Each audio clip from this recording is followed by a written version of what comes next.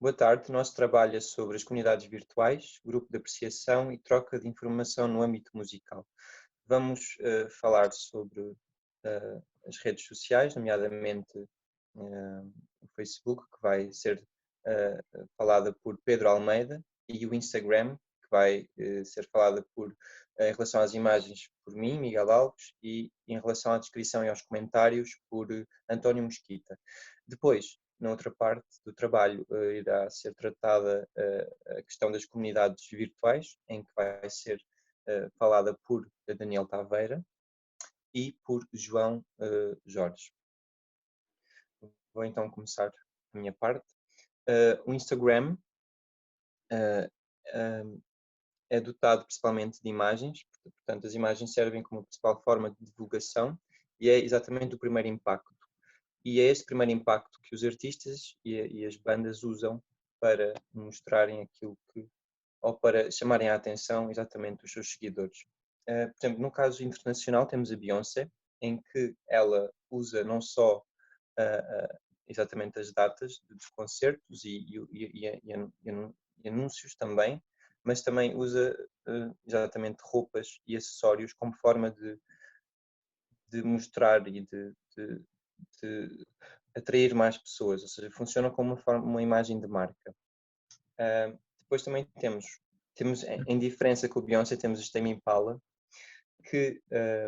obviamente usam as imagens também para propagandear a sua divulgação, mas focam-se mais na própria banda e, por exemplo, têm imagens mais de álbuns, mais de concertos,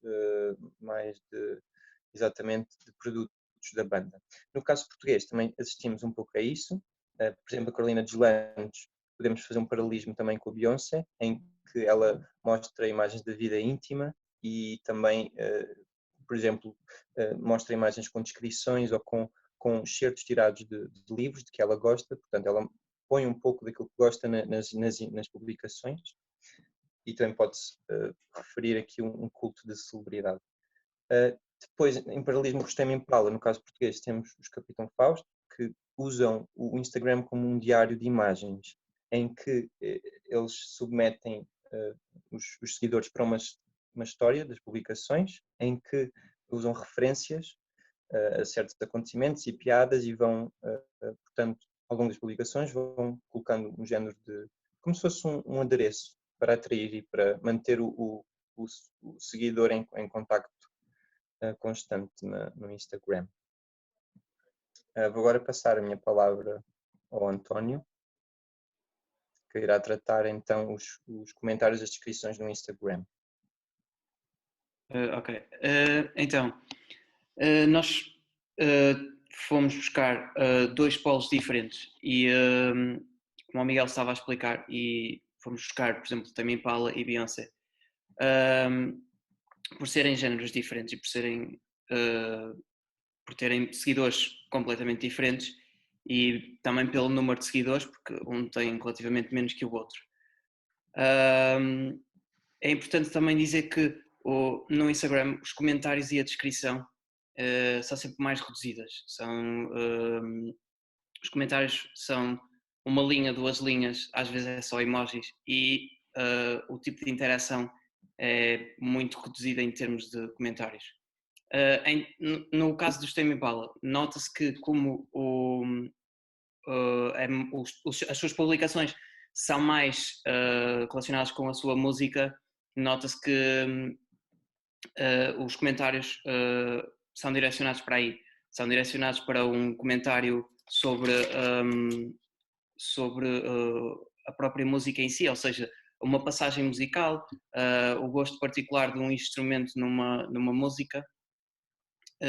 ou seja, é mais específico enquanto à música. No caso da Beyoncé, por exemplo, temos um lado muito mais de celebridade, também do seu número de seguidores, que são 145 milhões de seguidores, em comparação com o Tame Impala, que é 1 milhão, por exemplo. Os seus fãs estão preocupados, primeiro porque o público-alvo é diferente, mas estão preocupados em perceber o que é que ela faz no seu cotidiano, que vestido é que ela usa, quem é que fez o vestido. No caso português, também acontece de termos estes polos diferentes, obviamente à nossa escala, mas também acontece de termos, por exemplo, a Carolina Deslandes, de publicar fotos do filho, ou seja, há muito mais extra musical e de venda de marca e de celebridade, no caso, por exemplo, dos Capitão Fausto, em que há próprias comunidades que se faz até que há uma página tem específico que ultimamente tem publicado pessoas a interpretar a sua música, e portanto nota-se, e o nosso objetivo principal é mesmo é mesmo comparar estes polos e o tipo de discurso que é aqui realizado. Agora se calhar o Pedro pode seguir. Então vou falar do Facebook. O Facebook, como sabem, é um dos principais meios onde circula muita informação acerca de música as principais páginas e principais comunidades utilizam muito o Facebook para divulgar a sua informação e chegar às pessoas, não é? Como é, por exemplo, o caso das revistas, que foi um dos casos práticos que eu analisei. As revistas até agora eram feitas em formatos físicos, mas com a evolução digital e no século XXI passaram a ser digitais e a maior parte partilham as suas publicações primeiro no Facebook e a partir do Facebook temos o link de acesso às páginas principais onde está o conteúdo mais detalhado. Essas revistas e esses meios separam-se em várias categorias, portanto, temos categorias mais abrangentes, de publicações culturais de vários estilos, portanto, de música, de cinema, de vários campos da arte, sites de notícias mais direcionados para a música, como, por exemplo, a Blitz, a Glam Magazine ou o Ave Magazine, comunidades de partilha mais técnicas e de assuntos muito mais específicos, não é? Por exemplo, a arte sonora. Depois comunidades de nicho, portanto, páginas só sobre rock psicadélico ou só sobre um nicho qualquer musical. As próprias páginas dos artistas ou bandas e as partilhas dos nossos amigos. Portanto, os nossos amigos também nos podem fazer chegar informação que não estava inicialmente no nosso circuito do Facebook. Também estudei um pouco como é que funciona este circuito, né? Porque o Facebook tem uma grande influência do algoritmo e a forma como a informação nos chega é filtrada e tem muito a ver com a nossa interação com a internet e com as pessoas que seguimos e com as páginas que seguimos. E analisei estes vários meios, tendo em conta a frequência de atividade na página, quantos seguidores é que têm, qual os objetivos da comunidade, tipo de informação que é partilhada e onde está localizada essa informação, que maioritariamente não está localizada no Facebook, mas sim em sites exteriores, não é? Blogs ou sites oficiais. Em termos de conclusões, já cheguei a algumas conclusões só de analisar algumas destas revistas. Portanto, uma das mais interessantes é que não está obstante ao número de seguidores a interação na página, ou seja, espera-se que quanto mais seguidores uma página tem, mais interação vai haver, mas no Facebook não é assim que acontece, ou seja, páginas de nichos que têm muito menos seguidores do que uma página como, por exemplo, a Comunidade da Cultura e Arte, têm muitos mais comentários e comentários que levam a opiniões pessoais, que discutem gostos, discutem assuntos conceptuais e estéticos da música, curiosidades históricas, assuntos muito mais musicais e não extramusicais, como por exemplo o caso do Instagram, como estava a falar o António e o Miguel, não é? E no fundo o Facebook é um bom ponto de partida para nos chegar esta informação, mas não é uma forma muito organizada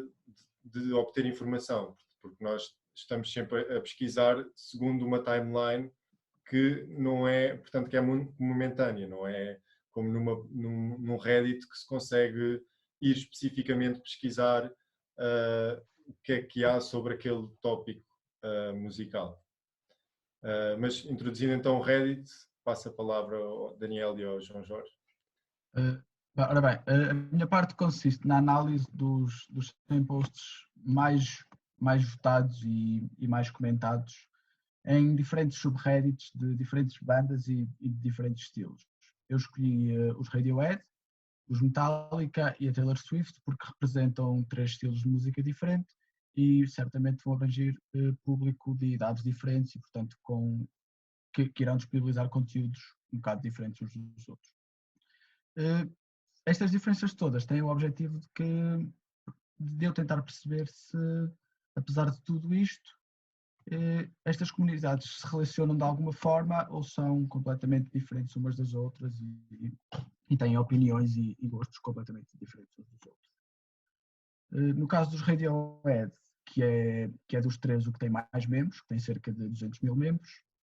nota-se que há um ambiente mais fresco, há mais piadas e memes a ser feitos. No entanto, há um gosto muito maior pela banda e pela música da banda em si, até porque há constante discussão sobre músicas e álbuns favoritos, constantes posts a dar praise a um membro da banda em específico e entrevistas de um membro da banda específico, a promover álbuns de membros da banda a solo, por exemplo. No caso dos Metallica, é um subreddit um pouco mais diferente dos outros, porque parece mais nostálgico e à base de partilha de fotos antigas e de comentários de concertos que as pessoas assistiram quando tinham 20 anos e tudo mais. Até porque a demografia abrangente deste subreddit é certamente um público mais adulto e como os Metallica já não estão tanto em atividade, então torna-se tudo um bocado partilha de coisas antigas. No caso da Taylor Swift, aqui é claramente um subreddit de adolescentes e pré-adolescentes, onde se discutem sentidos das letras, interpretações de canções, o que é que a Taylor quis dizer com esta canção, ou para quem é que foi esta canção. Há também uma característica que é a influência que a Taylor Swift teve na vida de X pessoa e como é que as letras mudaram a vida dessa pessoa. Tudo muito característico de uma demografia mais jovem e pré-adolescente. No entanto, aqui, apesar de haver esta discussão de letras e esta discussão de canções, a discussão musical por si só é quase zero, até porque o conteúdo das letras é mais,